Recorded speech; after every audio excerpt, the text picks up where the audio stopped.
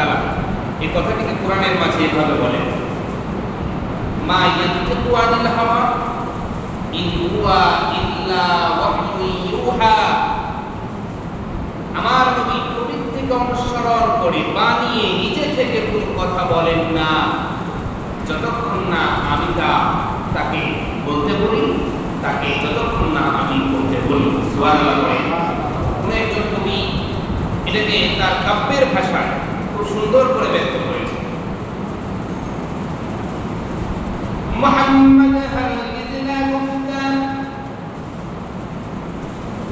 তানা গুফতা জিবরাইল।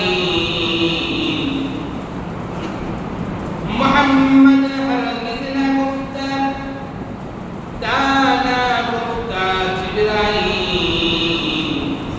জিবরাইল হারগিজনা গুফতা তানা গুফতা রব্বুল জলিল।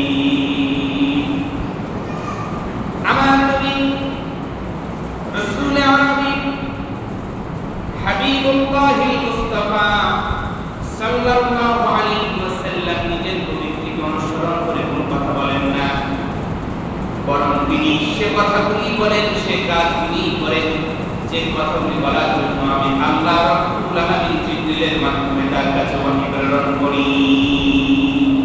সুবহানাল্লাহ পড়েন।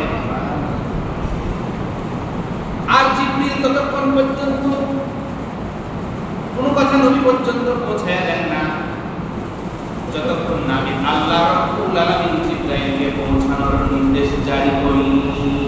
আমি যখন পৌঁছাতে বলি তখনই শুধুমাত্র জিবরিল নবী পর্যন্ত যায়, এর আগ